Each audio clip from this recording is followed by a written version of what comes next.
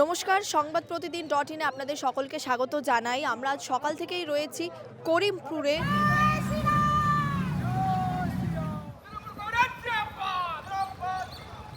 আমরা শুনবো করিমপুরের আম জনতা কি বলছেন, তারা কি চাইছেন, তাদের সমর্থন কার দিকে, তৃণমূল নাকি বিজেপি?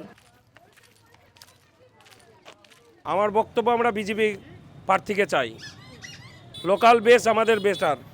আমাদের এলাকায় যেমন বিজেপি থেকে সমন্বয় ঘোষ দাঁড়িয়েছে, সিপিএম থেকে দাঁড়িয়েছে আপনার প্রভাস মজুমদার। দুটো মানুষের প্রভাব ভালো, দুটোই ম্যান হিসাবে ভালো। আচ্ছা, ঠিক আছে, কি মনে হচ্ছে সিপিএম না বিজেপি, কোন দিকে পাল্লা ভারী থাকবে? যত সম্ভব বিজেপির পাল্লা ভারী ভালো হবে। বিজেপির যে প্রার্থী সে একদম অযোগ্য, তাকে আমাদের এখানকার লোক ভোট দিবে না। সোহম দা যোগ্য প্রার্থী, আমাদের এলাকার সাধারণ মানুষ খুব চয়েসফুল এবং উনি বিপুল ভোটে জিতবে, এ ব্যাপারে শিওর। এখানে আশা আছে টিএমসি জিতবে। ভোটে দুদিন আগেই বোঝা যাবে কেমন, এখন বোঝা দায়, ভিতরের খবর কে দিবে? আমাদের বিধায়ক 50,000 ভোটে জিতবে টিএমসি, 50,000 ভোটে। মমতা যা পশ্চিমবাংলার উন্নয়ন, 100টা প্রকল্প, প্রত্যেকটা মানুষের দুয়ারে আমাদের নেত্রীর সম্পূর্ণ অনুদান মানুষের জন্য প্রযোজ্য।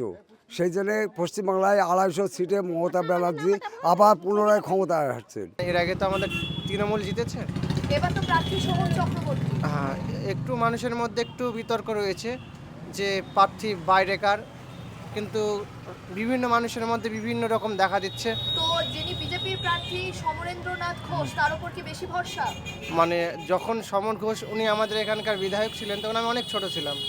কি কাজ করেছে না করেছে ঠিক জানি না, কিন্তু এখন বর্তমানে মানুষরা ওই একটাই প্রবলেম, বাইরেকার প্রার্থী বলে মানুষ মনে করছে যদি কাছের প্রার্থী হতো তাহলে মানুষ বেশি ভোট দিত। টিএমসি তো শক্তিশালী, এখন বিজেপিও মাথা চাড়া দিচ্ছে। এখন কোনটা কি হবে এখন এই বিষয়ে কিছু ঠিক পাচ্ছি না। বিজেপি যখন আসবে দেখবো কার পাল্লা ভারী। সোহমের দিক দেখলাম, বিজেপি তো বের হয়নি, বিজেপি এমনি রাস্তায় কয়েকজন নিয়ে বের হয়েছে। লোকমুখে শুনছি সমরেন্দ্রনাথ ঘোষই ভালো আছে।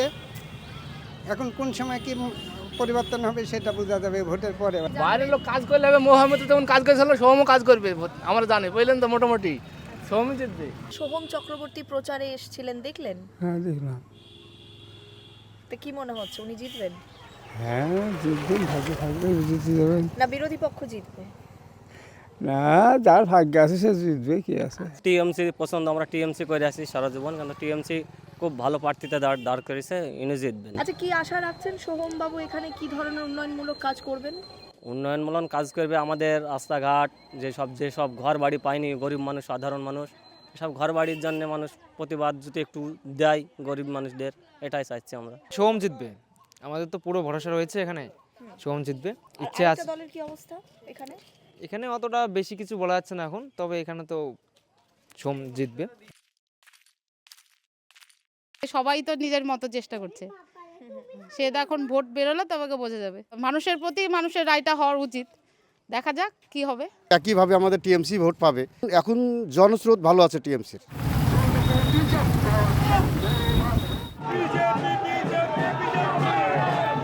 করিমপুরে ভোটের হাওয়া কোন দিকে, এই নিয়ে দ্বিমত রয়েছে আম জনতাদের মধ্যে।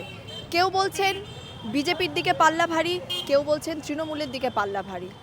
খুব অল্প সংখ্যক মানুষ এও দাবি করছেন বাম প্রার্থী ভালো কাজ করতে পারে।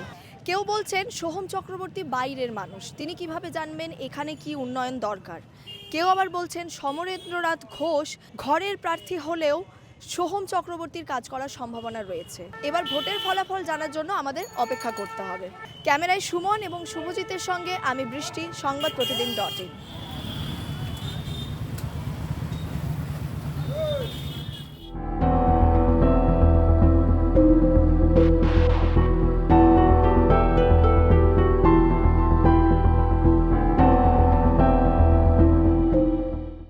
এবারে ভাই ভোটের লড়াই এই এখানেই দেখবো।